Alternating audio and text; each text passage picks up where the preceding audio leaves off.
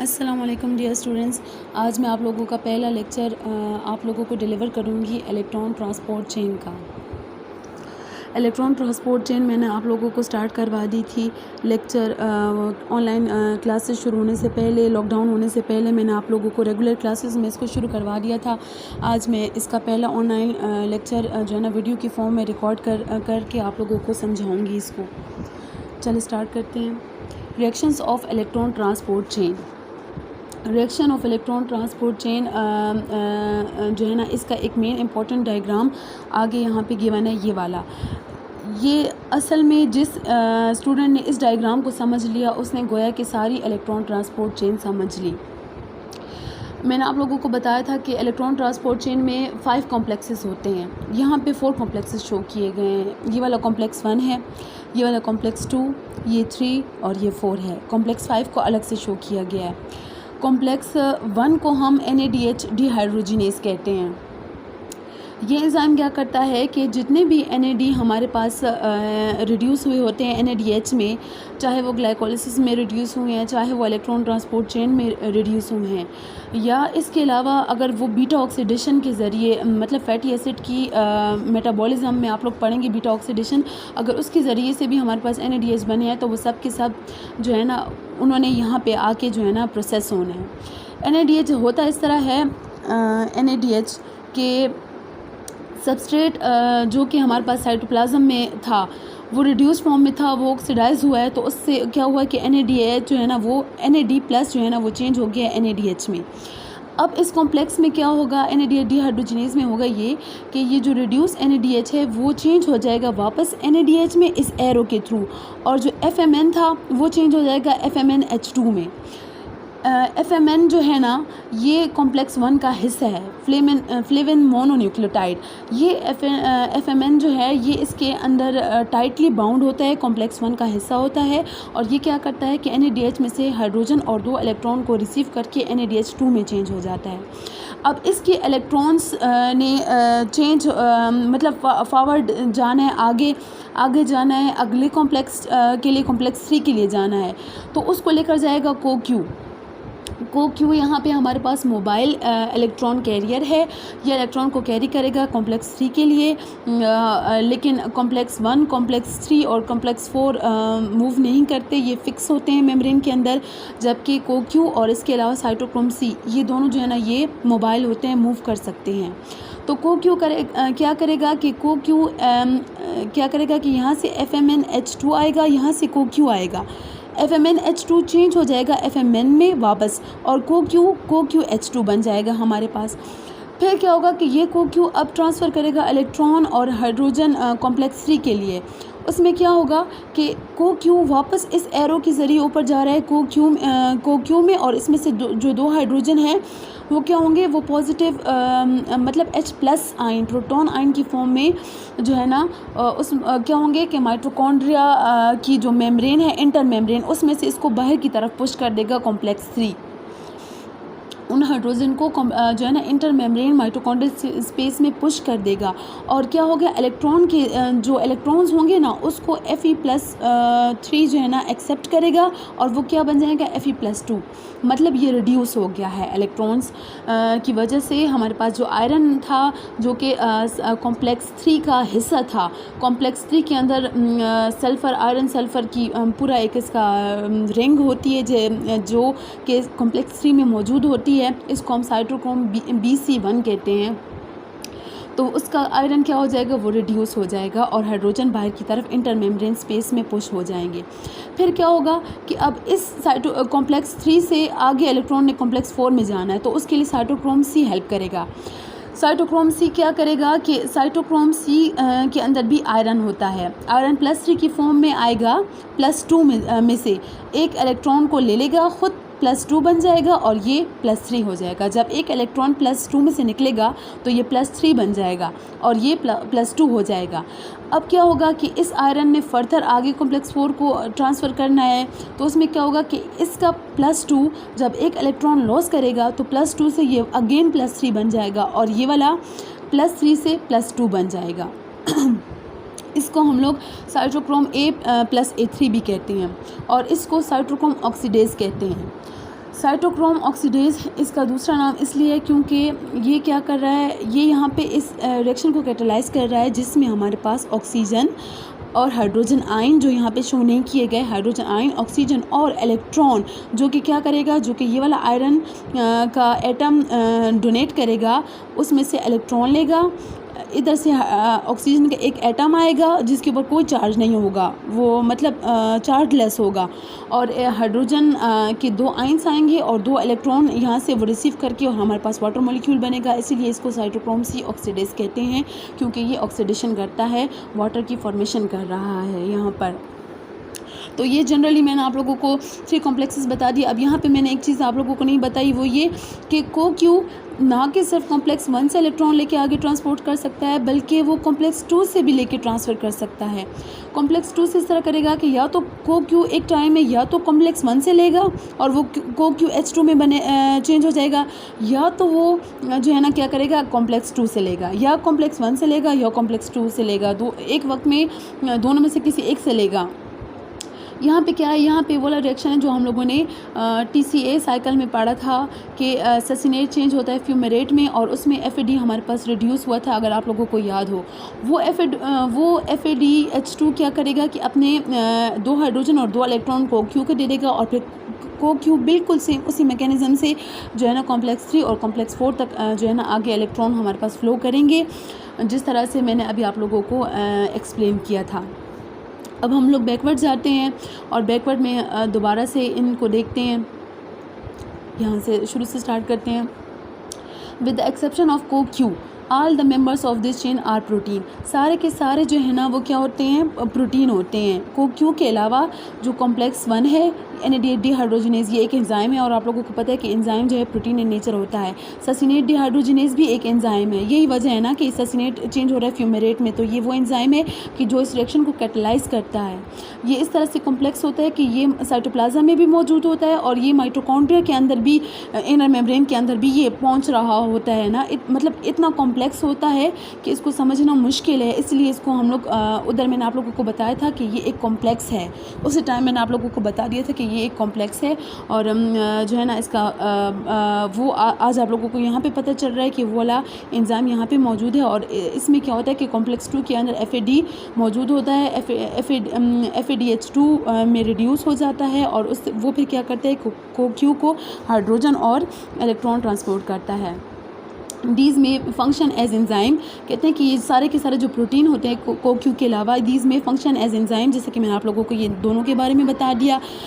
As in case with the dehydrogenases and may contain iron as a part of an iron sulphur centre. ये भी मैं iron sulphur centre भी जो है ना इनके अंदर, इन कॉम्प्लेक्सेस के अंदर मौजूद होता है। ये अभी आप लोग आगे हर कॉम्प्लेक्स को जब अलग पढ़ेंगे तो उसमें आप लोगों को समझ आएगी। अच्छा, may be coordinated with a porphyrin ring as in the cytochromes. Cytochromes में क्या होते हैं कि प्रोफाइरिन रिंग होती है साइटोक्रोम्स में। ये देखें, ये वाला जो कॉम्प्लेक्स 3 और कॉम्प्लेक्स 4 है, इनको हम साइटोक्रोम्स कहते हैं। इसमें क्या होता है कि इनमें प्रोफाइरिन रिंग होती है। प्रोफाइरिन रिंग जो है ना वो इस तरह होती है कि इसका स्ट्रक्चर मैं आप लोगों को आगे बताती हूँ। आगे इसका स्ट्रक्चर गिवन है, 1 मिनट आप लोगों को मैं आगे ले जाऊँ। प्रोफाइरिन रिंग में बेसिकली हमारे पास ये देखें, ये रही प्रोफाइरिन। आयरन होता है, आयरन के साथ सल्फर लिंक होते हैं। देखिए इसका फार्मूला यहाँ पे लिखा है कि Fe4S4, मतलब कि आयरन के साथ सल्फर जब लिंक हो तो इसको हम क्या कहते हैं, प्रोफाइरिन रिंग कहते हैं। लेकिन प्रोफाइरिन रिंग उस टाइम कहेंगे जिस टाइम इसके साथ प्रोटीन भी अटैच हो। जब प्रोटीन अटैच हो तो इसको हम प्रोफाइरिन रिंग कहेंगे। अगर प्रोटीन अटैच नहीं है तो ये सिर्फ आयरन सल्फर सेंटर है, ठीक है। और कॉम्प्लेक्स 1 के अंदर ये मौजूद होता है। आयरन सल्फर सेंटर कॉम्प्लेक्स 1 के अंदर मौजूद होता है, और प्रोफाइरिन रिंग जो होती है वो कॉम्प्लेक्स 3 के अंदर मौजूद होती है।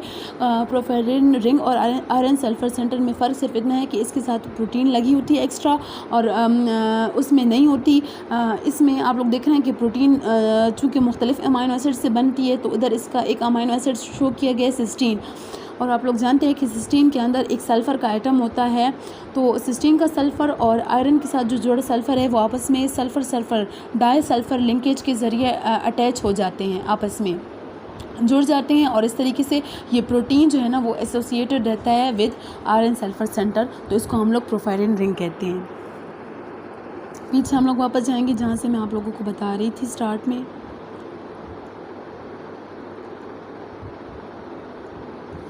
ठीक है, अच्छा, आयरन सल्फर सेंटर वो सिंपली हो गया जिसके साथ प्रोटीन नहीं है, और प्रोफाइलिन रिंग आप लोगों को बता दिया अभी जिसके साथ प्रोटीन होती है एज इन साइटोक्रोम्स, और may contain copper as does the cytochrome A+A3 complex 4 के अंदर क्या होती है कि उसमें आयरन के साथ साथ कॉपर भी होती है, आयरन भी होता है और इसके साथ कॉपर भी होती है।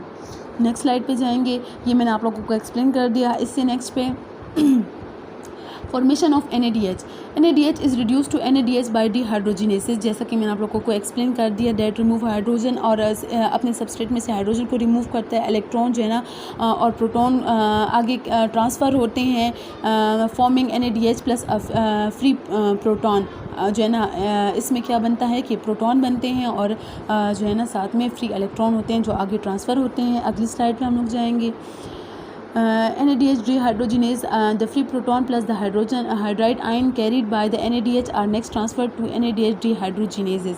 Dehydrogenases उनको ट्रांसफ़र करता है, मैंने आप लोगों को बताया कि FMN के ज़रिए इसको ट्रांसफ़र करते हैं। प्रोटीन कॉम्प्लेक्स, इसको हम लोग कॉम्प्लेक्स 1 भी कहते हैं, embedded in the inner mitochondrial membrane. इसकी लोकेशन, इसकी पोजीशन बता दी गई है कि इनर माइटोकॉन्ड्रियल मेम्ब्रेन में होते हैं। Complex 1 has a tightly bound molecule of flavin mononucleotide that accept the 2 hydrogen atoms और 2 electron becoming FMNH2. NADH dehydrogenase also contain iron atom paired with the sulfur atom, जैसे मैंने आप लोगों को बता दिया। आयरन सल्फर सेंटर जो है ना, these are necessary for transfer of a hydrogen atom to the next member of the chain.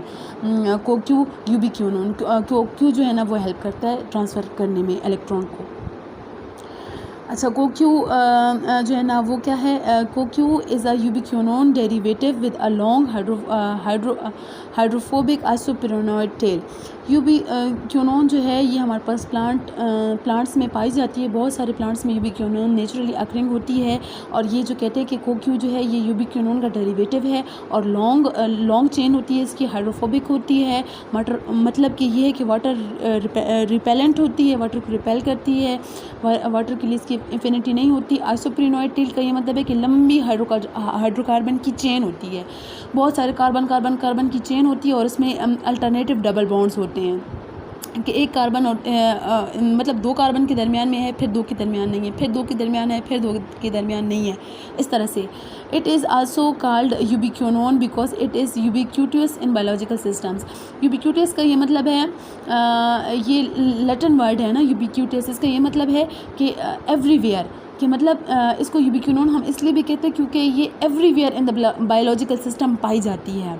CoQ is a mobile carrier, mobile होती है, आप लोगों को पहले बता चुकी हूँ, and can accept hydrogen atom from both FMNH2 produced on NADH dehydrogenase complex 1 and from FADH2 produced on succinate dehydrogenase complex 2. CoQ transfers electron to complex 3, जो जैसा कि आप लोगों को बता दिया। CoQ then links the flavoproteins to the cytochrome, जो है ना फ्लेवोप्रोटीन्स यानी कि FAD और FMN फ्लेवोप्रोटीन्स हैं, इनको ये लिंक कर रही है साइटोक्रोम्स के साथ, यानी कि इनके इलेक्ट्रॉन्स को ट्रांसफ़र कर रही है साइटोक्रोम के लिए, इसलिए ये अब जो है ना सेंटेंस यहाँ पे यूज़ किया गया है। आगे ये आप लोगों को ये वाला सेंटर में एक्सप्लेन कर चुकी हूँ। साइटोक्रोम्स के बारे में कुछ पढ़ लेते हैं। The remaining member of the electron transport chain are cytochromes, बाकी साइटोक्रोम्स होते हैं। Each contain a haem group, सब के अंदर आयरन का एटम होता है, a porphyrin ring plus iron. The cytochrome iron is reversibly converted from ferric to ferrous form. ये आयरन की बहुत ज़बरदस्त प्रॉपर्टी है। आयरन एक ट्रांजिशन एलिमेंट है और ट्रांजिशन एलिमेंट की प्रॉपर्टी होती है कि इनकी ऑक्सीडेशन स्टेट चेंज होती है ना, तो वही जो है ना प्रॉपर्टी इसकी इन कॉम्प्लेक्सेस के अंदर यूज़ होती है कि +3 से +2 में जा सकते हैं और बैक +2 से +3 में ये जा सकते हैं ना। तो form as a normal part of its function as a reversible carrier of electrons are passed along the chain from CoQ to cytochrome BC1। Complex 3 के लिए चले जाते हैं। C जो है ना वो बीच में मोबाइल कैरियर है, एंड A+A3 कॉम्प्लेक्स 4 के बारे में है। Note: cytochrome C is associated with the outer face of the inner membrane, and like CoQ is a mobile carrier of electron. cytochrome C के बारे में भी यही बात बता दी है कि ये outer face of the inner mitochondrial membrane जो है ना के करीब होता है. आउटर फेस का ये मतलब है कि outer face of the inner mitochondrial membrane का ये मतलब है कि माइटोकॉन्ड्रियल की दो मेम्ब्रेन होती है, एक आउटर मेम्ब्रेन होती है और एक इनर मेम्ब्रेन होती है. इनर मेम्ब्रेन के आउटर फेस पे, आउटर रीजन पे ये जो है ना मौजूद होते हैं. Cytochrome A+A3. This cytochrome complex is the only electron carrier in which the heme iron has an available coordination site that can react directly with oxygen. इसका जो हीम ग्रुप होता है, जो आयरन कंटेनिंग पार्ट होता है, वो directly react कर सकता है ऑक्सीजन के साथ. And so also is called cytochrome oxidase, इसलिए इसको ऑक्सीडेज भी कहते हैं. At this site, the transported electron, oxygen and free protons are brought together and oxygen is reduced to water. और ऑक्सीजन जो है ना उसकी वो रिड्यूस हो जाती है वाटर में. cytochrome oxidase contain copper atoms that are required for this complex reaction to occur. Copper atom help करते हैं जो है ना मुख्तलिफ़ किस्म के एटम्स अगर ना हो तो इन रिएक्शंस का होना पॉसिबल नहीं होता, तो कॉपर यहाँ पे हेल्प करता है. Oxidative phosphorylation.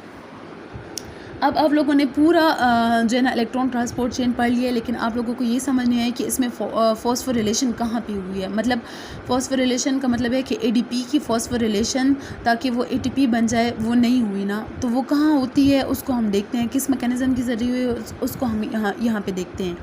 The transfer of electron down the electron transport chain is energetically favoured because NADH is a strong electron donor and molecular oxygen is an avid electron acceptor.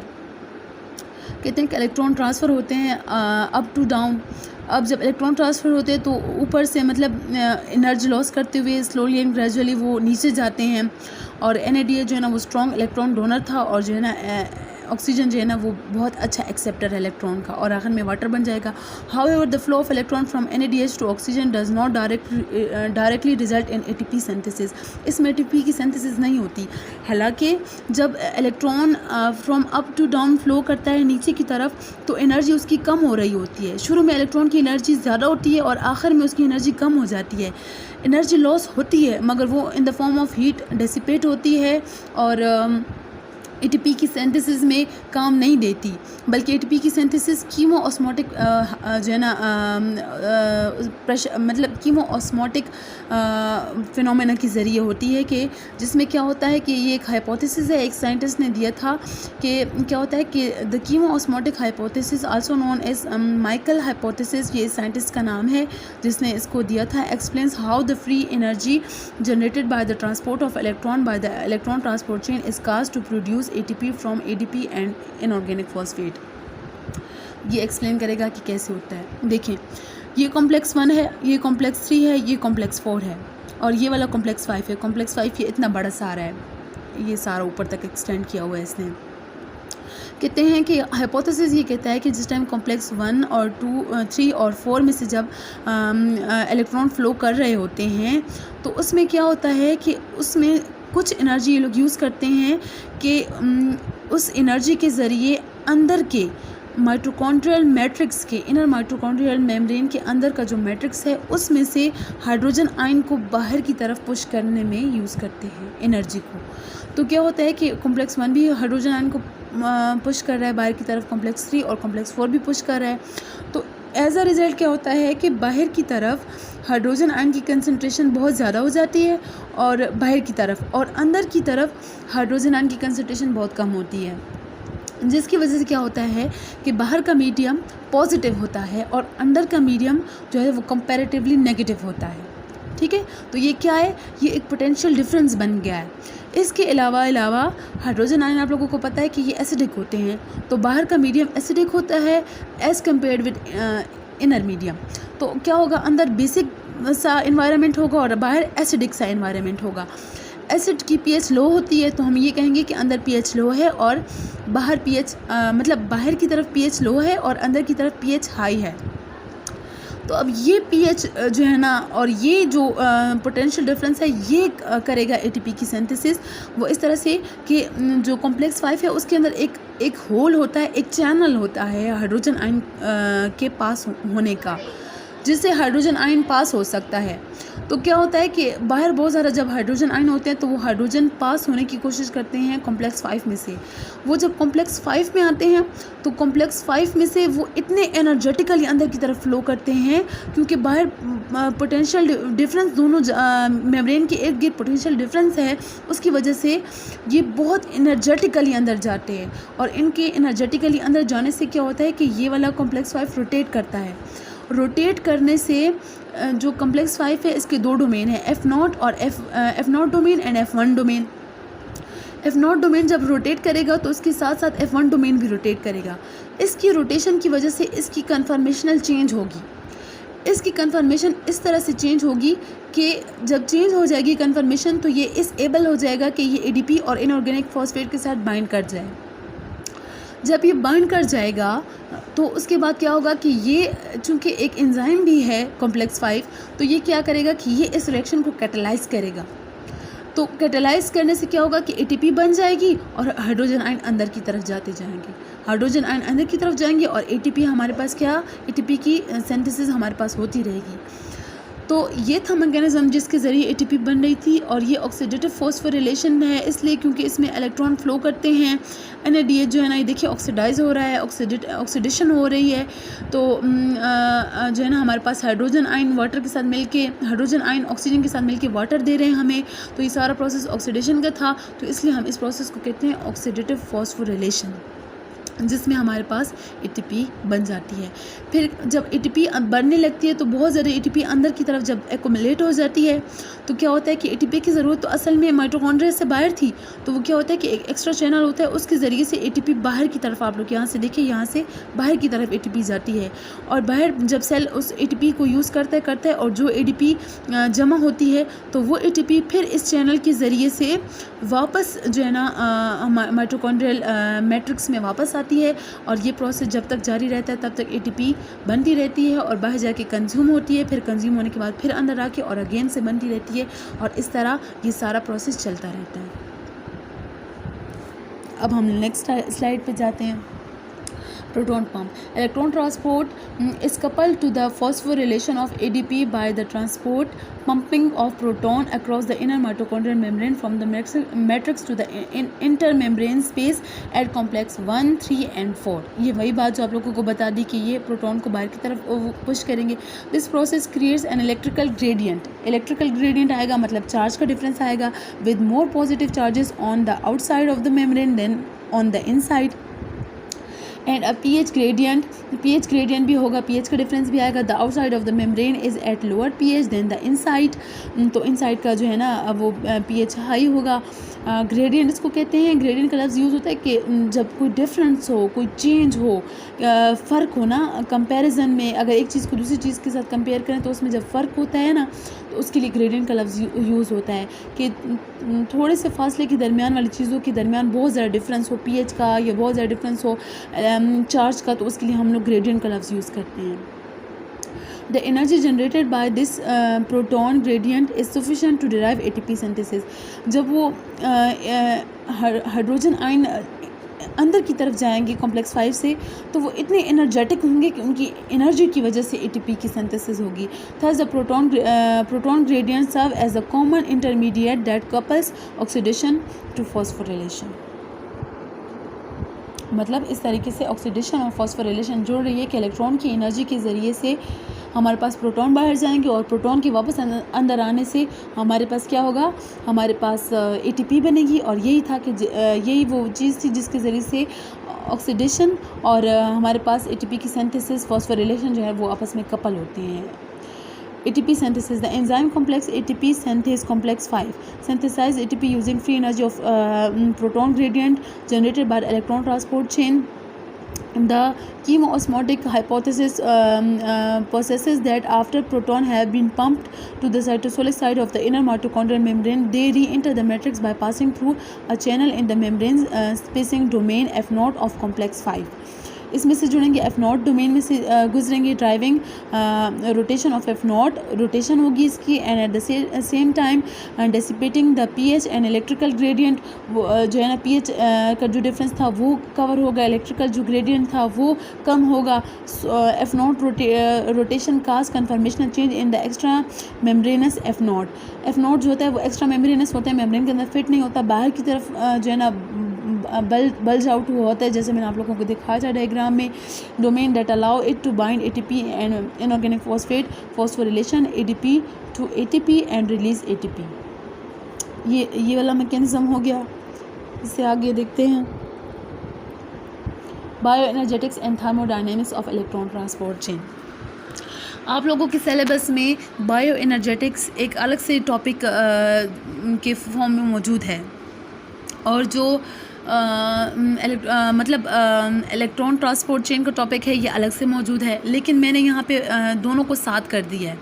इस तरीके से मैं यहाँ पे कवर कर रही हूँ कि आप लोगों ने अभी इलेक्ट्रॉन ट्रांसपोर्ट चेन कर लिया और इसके फ़ौरन बाद ही आप लोग बायो एनर्जेटिक्स पढ़ रहे हैं ना। बायो एनर्जेटिक्स में हम लोग मोस्टली एनर्जी फ़्लो को देखते हैं, एनर्जी कहाँ से कहाँ फ़्लो कर रही है, एटीपी किस तरह बन रहे हैं, कितने एटीपी बन रहे हैं। अच्छा, एनर्जी जब फ्लो होती है तो उसमें क्या एंथैल्पी क्या है, गिब्स फ्री एनर्जी क्या है, एंट्रोपी क्या है, इन सब चीज़ों को जब हम डील करते हैं तो उसको बायो एनर्जेटिक्स कहते हैं। और थर्मोडायनेमिक्स ये आपस में लिंक हो जाते हैं इस किस्म की डिस्कशन के अंदर, कि जिसमें हम लोग मुख्तलिफ एनर्जीज़ और मुख्तलिफ चीज़ों के बारे में डिस्कशन करते हैं। The change in free energy delta G occurring during a reaction predicts the direction in which the reaction will spontaneously proceed. कहते हैं कि delta G Gibbs free energy हमें बताएगा कि किस डायरेक्शन में रिएक्शन स्पॉन्टेनियसली जाएगा। स्पॉन्टेनियस का मतलब क्या होता है? स्पॉन्टेनियस का मतलब ये होता है कि कोई रिएक्शन खुद ब खुद हो जाए, उसको हमें करवाने के लिए ना किसी एनर्जी की ज़रूरत पड़े, ना कोई एटीपी को स्प्लिट करना पड़े, ना उसको किसी और फॉर्म में हीट चाहिए हो, ना कोई हाई मतलब एसिडिक इन्वायरमेंट या कोई ऐसी चीज़ ना चाहिए उसके करवाने के लिए, तो उसको हम कहते हैं कि ये स्पॉन्टेनियसली हो रहा है। तो कहते हैं कि जब गिब्स फ्री एनर्जी जो है ना वो हमें बताएगी कि कौन सा जो रिएक्शन है वो स्पॉन्टेनियसली होगा और कौन सा नॉन स्पॉन्टेनियसली मतलब स्पॉन्टेनियसली नहीं होगा। यूजुअली जो गिब्स फ्री एनर्जी है वो अलोन हमें नहीं बताता कि रिएक्शन जो है ना वो स्पॉन्टेनियसली जाएगा कि नहीं जाएगा। गिब्स फ्री एनर्जी के साथ साथ हमें एंट्रोपी का पता होना ज़रूरी होता है। एंट्रोपी और गिब्स फ्री एनर्जी दोनों मिलकर बताते हैं कि रिएक्शन फॉरवर्ड जाएगा या बैकवर्ड जाएगा। If delta G is negative, that is the product has a lower free energy than the substrate। देखें डेल्टा जी कैसे नेगेटिव होगा। डेल्टा जी का मतलब है कि change in Gibbs free energy. Gibbs free energy को खाली जी रिप्रेजेंट करेगा और फिर change in Gibbs free energy को डेल्टा जी रिप्रेजेंट कर रहा है। तो डेल्टा जी नेगेटिव तब होगा जिस टाइम क्या होगा, प्रोडक्ट की एनर्जी लोअर होगी, that the product has a lower free energy than the substrate. देखिए जो सबस्ट्रेट होगा उसको हम G1 कहेंगे उसकी गिब्स फ्री एनर्जी को, और जो प्रोडक्ट होगा उसकी एनर्जी को G2 कहेंगे। तो अगर हमें G1 और G2 का डिफरेंस देखना है तो उसके लिए तो आप जानते हैं ना कि G2 माइनस G1 किया जाता है, फाइनल माइनस इनिशियल किया जाता है। तो अगर हम G2 को G1 में से माइनस करेंगे और अगर G1 ज़्यादा थी, प्रोडक्ट की एनर्जी कम है और सबस्ट्रेट की ज़्यादा है, तो G1 ज़्यादा है और G2 जो है वो कम है, तो उसमें क्या आएगा हमारे पास, उसकी जो एनर्जी डेल्टा जी आएगा वो हमारे पास नेगेटिव आएगा।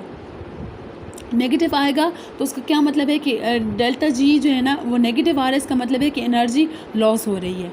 द रिएक्शन गो स्पॉन्टेनियसली, उस वो वाला रिएक्शन जिसकी डेल्टा जी नेगेटिव हो, उसकी प्रोडक्ट की एनर्जी कम हो उसके रिएक्टेंट से, इसका मतलब ये है कि एनर्जी वो लॉस करेगा। जब रिएक्टेंट की हाई एनर्जी थी, जब वो प्रोडक्ट में चेंज होगा तो वो एनर्जी लॉस करेगा, इसीलिए उसकी एनर्जी कम होगी ना, क्योंकि एनर्जी मतलब गायब तो नहीं हो सकती, एनर्जी इन्हें ट्रांसफ़र होना है ना।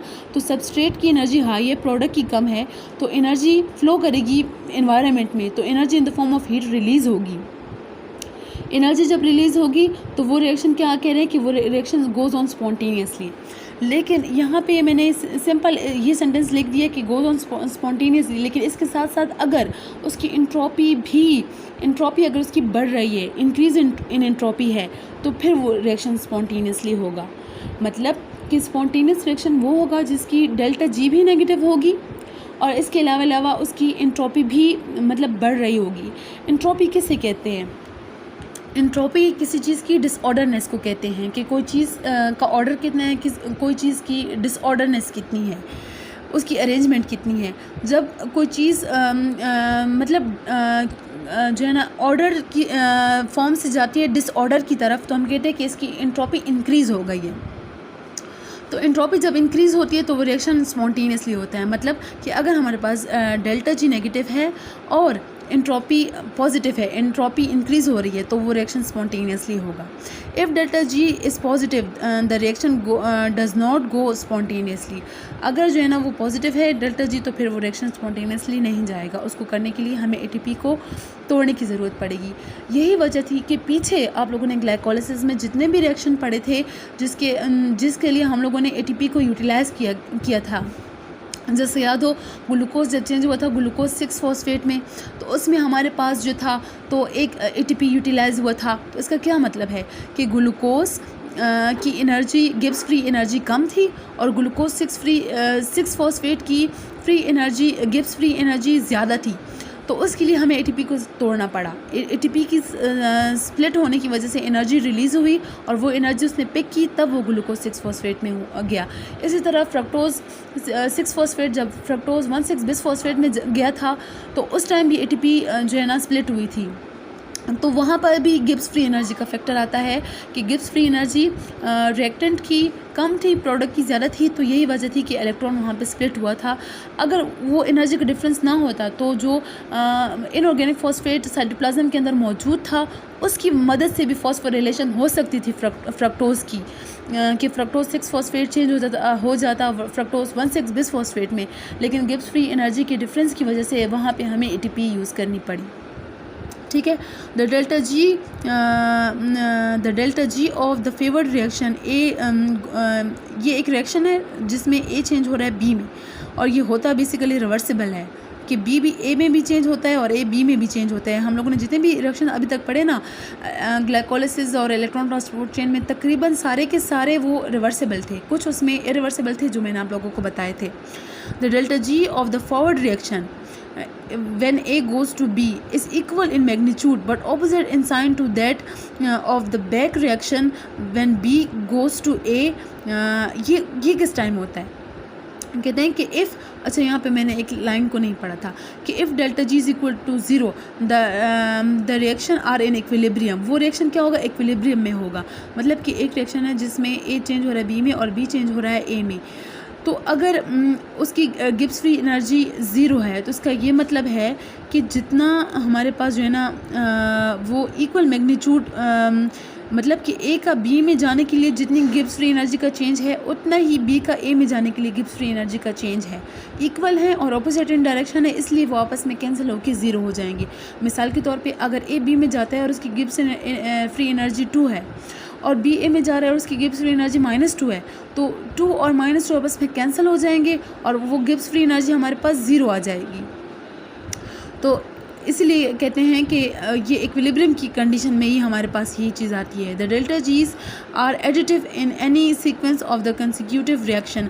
डेल्टा जीज क्या होती है? हमारे पास एडिटिव होती है। कंसिक्यूटिव रिएक्शन है मतलब एक के बाद दूसरा, दूसरे के बाद तीसरा, एक पूरा पाथवे जो होता है उसमें क्या होती है कि गिब्स फ्री एनर्जी जितनी भी होती है हमारे पास एडिटिव होती हैं। मिसाल के तौर पर ग्लूकोज चेंज हो रहा है ग्लूकोज 6 फ्रक्टोज में, और glucose 6 fructose glucose 6 phosphate change हो रहा है फ्रक्टोज 6 फॉस्फेट में, फिर फ्रक्टोज 6 फॉस्फेट चेंज हो रहा है फ्रक्टोज 1,6 बिस फॉस्फेट में। तो इन सब की जितनी भी गिब्स फ्री एनर्जी होंगी वो आपस में प्लस हो सकती हैं, और सबको प्लस करके हम आखिर में बता सकते हैं कि जो नेट गिब्स फ्री एनर्जी का चेंज है डेल्टा जी वो क्या है। अगर वो नेगेटिव है इसका मतलब है कि एनर्जी लॉस हो रही है और वो रिएक्शन फेवरेबल है, एनर्जी रिलीज़ हो रही है। और अगर वो पॉजिटिव इसका मतलब है कि रिएक्शन खुद ब खुद नहीं हो सकता, इसको करने के लिए हमें कोई एनर्जी देनी पड़ेगी, चाहे वो हम एटीपी की सूरत में दें या जिस भी सूरत में दें उसको एनर्जी चाहिए होगी। The delta G's are additive in any sequence of consecutive reaction as are the standard free energy changes. Delta G goes। अच्छा, अब स्टैंडर्ड फ्री एनर्जी की डेफिनेशन अलग है, वो स्टैंडर्ड कंडीशन में होती है। जब स्टैंडर्ड कंडीशन किसे कहते हैं? जब टेम्परेचर स्टैंडर्ड हो, जब प्रेशर 1 एटमॉस्फेरिक का हो, जब हमारे पास 1 मोलर कंसनट्रेशन हो, मतलब अगर कोई ए चेंज हो रहा है बी में तो ए की कंसनट्रेशन जो है ना वो 1 मोलर होनी चाहिए। ऐसा टेम्परेचर जो है ना हमारे पास जो रूम टेम्परेचर होता है 25 डिग्री सेंटीग्रेड वो होना चाहिए। तो स्टैंडर्ड टेम्परेचर एंड प्रेशर के ऊपर जो हमारे पास एनर्जी होती है उसको हम स्टैंडर्ड फ्री एनर्जी कहते हैं और वो भी चेंज होती है। Therefore, the reaction or processes that have a large positive delta G are made possible by coupling with cleavage of adenosine triphosphate। कहते हैं कि वो रिएक्शन जिसकी डेल्टा जी पॉजिटिव है, मतलब है कि डेल्टा जी पॉजिटिव है तो उसका ये मतलब है कि उसको उसके होने के लिए एनर्जी चाहिए, तो उसको हम पॉसिबल बनाते हैं। उस रिएक्शन को होने के लिए हमें क्या करते हैं कि क्लीवेज करते हैं एडेनोसिन ट्राइफॉस्फेट की, ताकि इससे एनर्जी रिलीज़ हो और इस एनर्जी की मदद से वो रिएक्शन हो which has a large negative delta G. ATP जिस टाइम चेंज होता है एडीपी में तो उसकी लार्ज नेगेटिव डेल्टा जी है, नेगेटिव डेल्टा जी है, इसी वजह से उससे बहुत ज़्यादा एनर्जी रिलीज़ होती है। बहुत ज़्यादा एनर्जी जब रिलीज़ होती है तो उस एनर्जी की मदद से हमारे पास वो रिएक्शन जो है ना फर्दर प्रोसीड होता है। The reduced coenzyme NADH and FADH2 each donate a pair of electron to a specialized set of electron carriers containing FMN, coenzyme Q and a series of cytochromes। ये वही electron transport chain के बारे में हमें बता रहे हैं कि यहाँ से जितने मतलब इलेक्ट्रॉन जो है वो डोनेट होते हैं इलेक्ट्रॉन कैरियर्स के ज़रिए, जो क्या होते हैं FMN क्या था, वो जो कॉम्प्लेक्स 1 के अंदर फिक्स था वो था साइटोक्रोम Q जो था कोएंजाइम Q वो मोबाइल कैरियर था, सीरीज़ ऑफ साइटोक्रोम्स आगे कॉम्प्लेक्स 3 कॉम्प्लेक्स 4 थे, collectively called electron transport chain इनको हम कहते हैं। उसके ज़रिए से जो है ना इलेक्ट्रॉन फ्लो करता है। This pathway is present in the inner mitochondrial membrane. ये इनर माइटोकॉन्ड्रियल मेम्ब्रेन के अंदर मौजूद होता है, जितने भी कॉम्प्लेक्सेस होते हैं वो मेम्ब्रेन के अंदर फिट होते हैं। And is the final common pathway by which electrons derive from different fuels of the body flow to oxygen. कहते हैं कि ये फाइनल ऐसा पाथवे है जिसमें से सारे के सारे इलेक्ट्रॉन्स गुजर जाते हैं जो हमारे पास आते होते हैं डिफरेंट बॉडी फ्यूल्स के ज़रिए। बॉडी फ्यूल का ये मतलब है कि फ्यूल उसे कहते हैं जिससे एनर्जी मिलती है ना। तो हमारे लिए फ्यूल क्या है, प्लांट्स के लिए फ्यूल जो है ना वो कार्बोहाइड्रेट्स होते हैं, प्रोटीन्स होते हैं, फ़ैट होते हैं। तो अगर कार्बोहाइड्रेट मेटाबोलाइज हो रहा है या प्रोटीन हो रहा है या फिर लिपिड मेटाबोलाइज हो रहा है तो वो जितने भी फ्यूल्स हैं उसमें से जितने भी NADH आएंगे वो सारे के सारे इस कॉमन पाथवे के ज़रिए आएंगे और जो है ना उसकी जो है ना ऑक्सीजन के साथ मिलके वाटर में रिड्यूस हो जाएंगे। The terminal cytochrome oxidase, final सबसे आखिरी वाला जो टर्मिनल साइटोक्रोम था कॉम्प्लेक्स 4 साइटोक्रोम ऑक्सीडेज भी उसको कहते हैं। Is the only cytochrome able to bind oxygen. ये वाहिद होता है जो ऑक्सीजन के साथ बाइंड कर सकता है क्योंकि ये एंजाइम इन नेचर होता है। Electron transport is coupled to the transport of proton. अच्छा, इलेक्ट्रॉन ट्रांसपोर्ट के साथ साथ क्या होता है प्रोटॉन ट्रांसपोर्ट चेन। प्रोटॉन जो होते हैं वो ट्रांसपोर्ट हो रहे हैं outside the inner mitochondrial membrane across the inner mitochondrial membrane from the matrix to the intermembrane space. This process creates an electrical and pH gradient across the inner mitochondrial membrane. Gradient produce होता है, difference आता है हमारे पास after protons have been transferred to the cytosolic side of the inner mitochondrial membrane। कहते हैं कि जब proton चले जाते हैं साइटोसोलिक साइड पर चले जाते हैं, मतलब इनर माइटोकॉन्ड्रियल मेम्ब्रेन से निकलकर साइटोसोलिक साइड साइटोप्लाज्म की साइड की तरफ चले जाते हैं। दे री इंटर द माइटोकॉन्ड्रियल मैट्रिक्स, ये वापस इंटर होते हैं bye passing through the F0 channel in the ATP synthase. जो है ना कॉम्प्लेक्स 5 को हम ATP सिंथेज भी कहते हैं। Discuss dissipating the pH and electrical gradient, ये खर्च होते हैं पीएच और इलेक्ट्रिकल ग्रेडियंट के खर्चे पर क्या होता है एनकासिंग कन्फर्मेशनल चेंज इन F1 के अंदर चेंज आता है that result in the synthesis of ATP। Electron transport and phosphorylation are thus said to be tightly coupled. यही वजह है कि इलेक्ट्रॉन ट्रांसपोर्ट और फॉस्फोरिलेशन जो है ना वो हमारे पास टाइटली कपल्ड है, क्योंकि अगर इलेक्ट्रॉन ट्रांसपोर्ट नहीं होंगे तो जो है ना फॉस्फोरिलेशन नहीं होगी, क्योंकि फॉस्फोरिलेशन के लिए हाइड्रोजन आयन का कॉम्प्लेक्स 5 में से गुजरना ज़रूरी है और हाइड्रोजन आयन बाहर जाएंगे इलेक्ट्रॉन के ट्रांसपोर्ट इलेक्ट्रॉन के फ़्लो की वजह से। तो यही वजह है कि ये दोनों चीज़ें आपस में कपल्ड हैं। ये ऑक्सीडेटिव फॉस्फोरिलेशन का फाइनल डायग्राम है, इसके बाद आप लोगों का लेक्चर ख़त्म हो जाएगा। देखें ये लिखा हुआ है कि oxidative processes such as the TCA cycle and the beta oxidation of fatty acids हमें क्या देगा, प्रोड्यूसेस NADH एंड FADH। जो है ना NADH और FADH हमें इन प्रोसेसेस के ज़रिए मिलते हैं। बीटा ऑक्सीडेशन आप लोग आगे पढ़ लेंगे, फैटी एसिड की ऑक्सीडेशन है जिसमें हमारे पास बहुत सारे NADH बनते हैं और कुछ FADH बनते हैं जो आगे इधर आते हैं ऑक्सीडेशन के लिए। क्या होता है कि NADH and FADH donate electron to electron transport chain, इनको ट्रांसफ़र करते हैं। Comprise of FMN FADH containing dehydrogenases, ये कॉम्प्लेक्स 1-2 के बारे में है। CoQ मोबाइल कैरियर था। साइटोक्रोम BC1 कॉम्प्लेक्स 3 है। ये वाला जो है ना ये फिर मोबाइल कैरियर है साइटोक्रोम C, और ये फिर कॉम्प्लेक्स 4 है। कॉम्प्लेक्स 4 के बारे में लिखा है कि only component that can react directly with oxygen, ताकि वाटर बन सके। अच्छा, इलेक्ट्रॉन फ्लो हो गए हैं, लीड टू इलेक्ट्रॉन फ्लो हो रहे हैं, उसकी वजह से क्या होगा, कपल्ड विद इलेक्ट्रॉन के फ्लो होने के साथ साथ क्या होगा, ट्रांसपोर्ट ऑफ प्रोटॉन होगा from the matrix to the intermembrane space की तरफ जाएंगे। The matrix to the intermembrane space creating क्या होगा, क्या बनेगा हमारे पास, an electrical and pH gradient, हमारे पास डिफरेंस आएगा उसका इलेक्ट्रिकल, उसका पोटेंशियल डिफरेंस का और pH का across the inner mitochondrial membrane, allowing the proton to reenter the mitochondrial matrix by passing through F0 channel in the ATP synthase complex 5। ठीक है, जो है ना ये पोटेंशियल डिफरेंस होगा, उसी की वजह से जो है ना प्रोटॉन हमारे पास री एंटर होंगे कॉम्प्लेक्स 5 के ज़रिए से, resulting in the conformational change in F1। Conformational change F1 में आएगा, और इससे क्या होगा हमारे पास, conformational change in F1 domain of ATP synthesis that allow the synthesis of ATP from ADP and inorganic phosphate. ये हमारे पास हो गया। देखिए ये सबस्ट्रेट के बारे में लिखा हुआ है कि सबस्ट्रेट पहले रिड्यूस था, सबस्ट्रेट अब क्या हो गया, ऑक्सीडाइज हो गया, और उसकी ऑक्सीडेशन की वजह से NAD हमारे पास NADH में चेंज हुआ था। ये NADH वो वाला NADH है जो हमें इलेक्ट्रॉन देगा, और ये इलेक्ट्रॉन ने आगे मतलब फ्लो करके और हमें देना है। देखिए यहाँ पे बहुत अच्छे से शो किया गया है, कॉम्प्लेक्स 1 है, कॉम्प्लेक्स 3 है, कॉम्प्लेक्स 4 है, कि जब इनमें से इलेक्ट्रॉन पास हो रहे होते हैं तो इनके अंदर से क्या होता है कि ये मैट्रिक्स के अंदर वाले प्रोटॉन्स को बाहर की तरफ पुश करते हैं, बाहर की तरफ पंप करते हैं, और पंपिंग की वजह से बाहर बहुत सारे हाइड्रोजन आयन होते हैं और अंदर बहुत कम होते हैं। और यहाँ पे आप देख सकते हैं कि कॉम्प्लेक्स 5 में के ज़रिए से ये फिर री एंटर हो रहे हैं, और ATP जो है ना वो हमारे पास सिंथेसाइज हो रहा है माइटोकॉन्ड्रियल मेम्ब्रेन के अंदर कॉम्प्लेक्स 5 में। अगला आप लोगों का ये वाला टॉपिक आप लोगों का ख़त्म हो गया। अब हमारा नेक्स्ट टॉपिक है माइटोकॉन्ड्रिया एंड एपोप्टोसिस। आप लोगों के पास अगर सिलेबस हो तो आप लोग उसमें देख सकते हैं कि आप लोगों का ये एक टॉपिक है माइटोकॉन्ड्रिया एंड एपोप्टोसिस। आज तो मैंने इसके बारे में बहुत थोड़ा सा किया है, मौका मिला तो इसको मैं और भी एक्सप्लेन करूँगी, लेकिन आज मैं आप लोगों को इसका जो मेन कॉन्सेप्ट है वो दे देती हूँ। माइटोकॉन्ड्रिया एंड एपोप्टोसिस में यूजुअली इस तरह होता है कि द प्रोसेस ऑफ एपोप्टोसिस और प्रोग्राम सेल डेथ में बी इनिशिएटेड थ्रू। अच्छा, एपोप्टोसिस जो है वो कहते ही प्रोग्राम सेल डेथ को है, और माइटोकॉन्ड्रिया और एपोप्टोसिस को साथ में इसलिए बताया जा रहा है क्योंकि एपोप्टोसिस माइटोकॉन्ड्रिया की वजह से होती है। माइटोकॉन्ड्रिया लीड करता है एपोप्टोसिस को। माइटोकॉन्ड्रिया मतलब एक ऐसा ऑर्गेनेली है कि जिसकी वजह से एपोप्टोसिस होती है।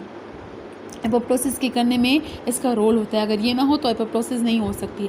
एपोप्टोसिस प्रोग्राम सेल डेथ को कहते हैं कि जिसमें पहले से जो है ना किसी सेल की डेथ को प्रोग्राम किया जाता है कि इस सेल को ख़त्म कर दिया जाएगा, और ये उस वक्त होता है जब सेल बहुत ज़्यादा पुराना हो जाए, ओल्ड हो जाए, और मतलब उसकी ज़रूरत ना रहे, उसके अंदर जितने भी प्रोटीन्स हैं वो एक्टिव ना रहें, वो अपने फंक्शन ना कर रहे हों, उसके एंजाइम डीनेचर हो जाएं, या कोई इस तरह का मसला हो कि जिसमें सेल काम ना कर रहा हो, या फिर उस नए पुराने सेल को किसी नए सेल ने रिप्लेस कर लिया है, न्यू सेल की जो है ना न्यू सेल की जनरेशन हुई है, तो उससे क्या होगा कि पुराने सेल को ख़त्म कर दिया जाएगा। वो एपोप्टोसिस के ज़रिए से होगा, और वो देखते हैं कि किस तरह होता है। The process of apoptosis or programmed cell death may be initiated through the intrinsic mitochondrial mediated pathway। अच्छा, जो प्रोग्राम सेल डेथ होती है एपोप्टोसिस वो इंट्रिंसिक भी होता है और एक्सट्रिंसिक भी होता है, लेकिन यहाँ पे मैं आप लोगों को सिर्फ इंट्रिंसिक वाला पढ़ा रही हूँ। इंट्रिंसिक वो होता है जो माइटोकॉन्ड्रियल मीडिएटेड होता है, जिसको माइटोकॉन्ड्रिया मतलब माइटोकॉन्ड्रिया जिसको कंट्रोल करता है, जिसको माइटोकॉन्ड्रिया काज करता है। पाथवे में भी formation of pores in the outer mitochondrial membrane. क्या होता है कि इसमें माइटोकॉन्ड्रियल की जो आउटर मेम्ब्रेन होती है उसके अंदर क्या हो जाते हैं, पोर्स बन जाते हैं, सुराख। उन सुराखों से क्या होता है, this pores allow cytochrome C to leave the intermembrane space. तो उसमें से क्या होता है कि साइटोक्रोम सी मैंने आप लोगों को पहले भी बताया था कि ये मोबाइल होता है, मूव कर सकता है। तो ये क्या करेगा कि इंटरमेम्ब्रेन स्पेस के ज़रिए से होके और साइटोप्लाज्म के अंदर इंटर हो जाएगा। Enter the cytosol, once in the cytosol cytochrome C in association with apoptotic factor activate family of proteolytic enzyme. कहते हैं कि एपोप्टोटिक फैक्टर के साथ मिलके ये एक्टिवेट करेगा प्रोटियोलिटिक एंजाइम्स को। एपोप्टोटिक फैक्टर भी पहले से जो है ना हमारे पास रिलीज़ होते हैं उस टाइम जिस टाइम मतलब कि किसी सेल की डेथ को प्रोग्राम किया जाता है तो एपोप्टोटिक फैक्टर रिलीज़ होते हैं। साइटोक्रोम सी जो है ना साइटोसोल के अंदर आता है। ये दोनों मिलके क्या करते हैं, एक ऐसा कॉम्प्लेक्स सा मैकेनिज्म होता है जिसके ज़रिए से हमारे पास इनएक्टिव एंजाइम एक्टिव हो जाते हैं, प्रोटियोलिटिक एंजाइम हमारे पास एक्टिव हो जाते हैं। नाम इसका शो कर रहा है प्रोटियोलिटिक एंजाइम्स का कि ये क्या करते हैं, प्रोटीन की मतलब डाइजेशन करते हैं, प्रोटीन को कैटालाइज करते हैं। और इनके लिए स्पेसिफिक नाम यहाँ पे कैस्पेसिस का यूज़ किया गया है, कैस्पेसिस। तो इनको एक्टिवेट करते हैं काजिंग द क्लीवेज ऑफ की प्रोटीन्स। तो जो मेन इम्पॉर्टेंट प्रोटीन्स होते हैं किसी भी सेल के लिए, जो उसके ज़िंदा रहने के लिए ज़रूरी होते हैं, उसकी क्लीवेज हो जाती है, वो टूट जाते हैं। And resulting in the morphologic मतलब देखने के लिहाज से, शेप और स्ट्रक्चर के लिहाज से, एंड द बायोकेमिकल चेंजेस आते हैं। बायोकेमिकल चेंज मतलब ये है कि उसके जो बायोमॉलिक्यूल्स हैं उसके अंदर चेंज आता है, उसके अंदर की जो बायोकेमिस्ट्री है उसमें चेंज आता है। कैरेक्टरिस्टिक ऑफ एपोप्टोसिस, जो मॉर्फोलॉजिक और बायोलॉजिकल चेंजेस होते हैं वो कैरेक्टरिस्टिक हैं एपोप्टोसिस के, उसको शो करते हैं कि एपोप्टोसिस होने वाली है और उसके बाद उस सेल की डेथ हो जाती है। Thank you so much. आज के लेक्चर के लिए इतना काफ़ी था। उम्मीद करती हूँ कि आप लोगों को समझ आएगा। जहाँ से आप लोगों को समझ ना आए, आप लोग मुझे वॉइस रिकॉर्डिंग के ज़रिए पूछ सकते हैं और इसी मैकेनिज़्म के ज़रिए मैं आप लोगों के बाकी लेक्चर्स भी दूंगी। स्टूडेंट्स, आप लोगों से गुजारिश है कि मेरे जो मूविंग एरो है इसको गौर से देखिएगा, क्योंकि इसी के ज़रिए से मैंने आप लोगों को समझाया है। और जहाँ से समझ ना आया आप लोगों ने मुझसे पूछना है कि आप लोगों को क्लियर हो जाए।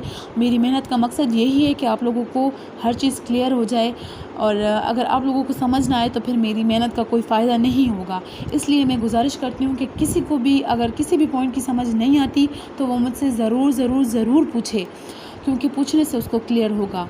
और अगर आप लोगों को नहीं समझ आती तो मैं ये वीडियो आप लोगों के लिए दोबारा भी बना सकती हूँ। तो आप लोगों के फ़ीडबैक का मुझे इंतज़ार रहेगा हमारे जो है ना प्लांट उसके ग्रुप में, प्लांट सिस्टमेटिक्स के ग्रुप में। और इंशाल्लाह नेक्स्ट टाइम अगले लेक्चर के साथ मुलाकात होगी। तब तक के लिए अल्लाह हाफ़िज़।